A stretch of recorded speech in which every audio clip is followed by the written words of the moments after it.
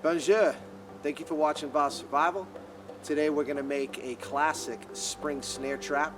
A few videos ago I did a roller spring snare trap. That's a little more complicated. This is a classic, traditional, easy trap to build. We're close to a game trail. There's tracks all over the place, deer tracks, chipmunk tracks, rabbit tracks, and we have a bunch of different options of branches that we can potentially put the trap on and be able to have it work. We got a little guy over here too. So I'm going to find a nice long straight piece of wood to cut into two pieces to be able to start to make my trap.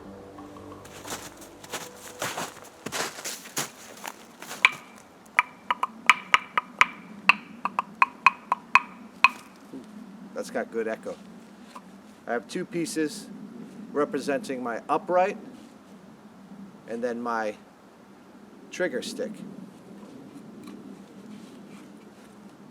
Now, I want to cut a sharp edge on the end of this so I can drive it into the ground. I find something like this is a little easier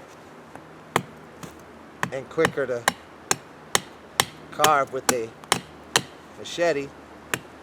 It's live wood, it's very hard.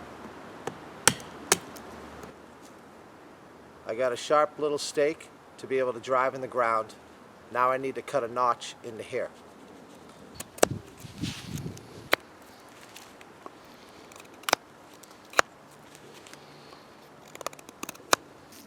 We got our notch complete.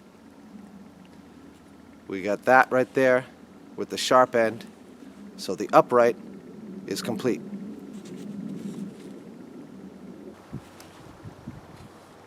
So I measured this out here. I want to cut a flat notch. So this notch that I'm cutting here is going to fit into the upright notch. It's a different type of notch. It's a flat notch.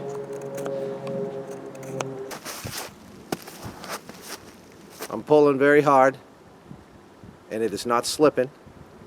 So now it's on to the next step. Drive this into the ground, grab some paracord, find the right branch to tie it off to, tie a snare, and we'll have our trap.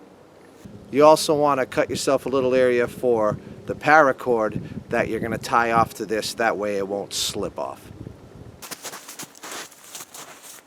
I'm going to use this branch over here. So I am going to get my stake in the ground first. Alright, cool.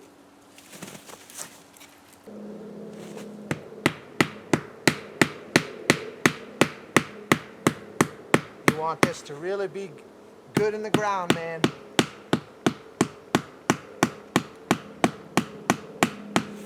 Needs to be deep enough to hold the pressure. Oh, that's pretty good. Alright. Got our stake in. So if you have snare wire, that's going to be better. You can use paracord. I don't like the color of this. It doesn't look very natural, and animals are very skittish, so anything that looks out of place, they usually aren't very into. So I don't like the color black, but just for demonstration purposes, we're going to go ahead and use this.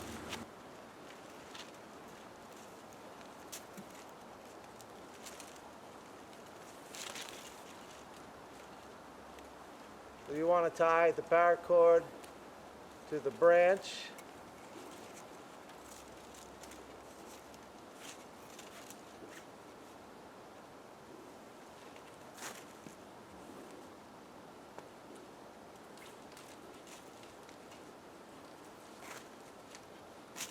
Okay.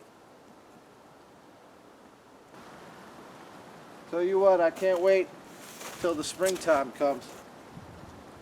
I can handle the winter, but that doesn't mean I like the winter.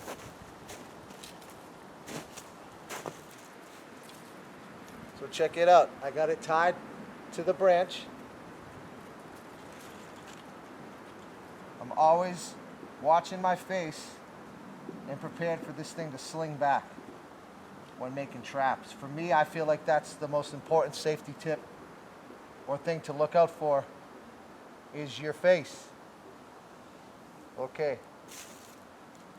So I got that set. Now all I have to do is tie a snare to the bait stick and we can set this trap off.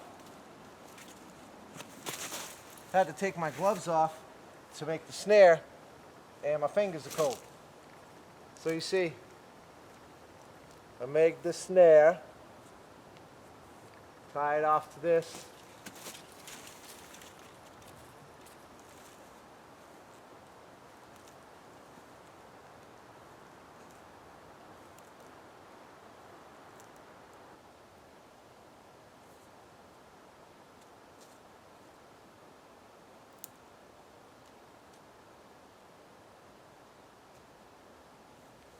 Okay, let's set this thing off.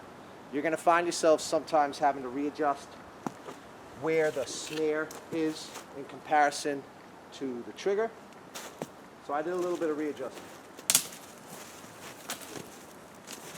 Everybody's favorite part.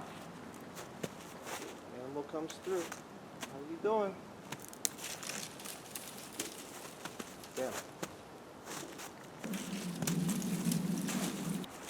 Bam!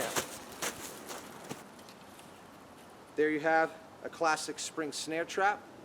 I want to thank you guys for watching. Please like and subscribe. And I just wanted to mention, in case anybody was wondering, I love animals, and when I set these traps, I believe that you should only be catching animals if you need to catch the animals for food in a wilderness survival situation or on your own land where you're eating the food. I am not a fan of just catching and hunting, trophy hunting, all that stuff. I think it's kind of silly.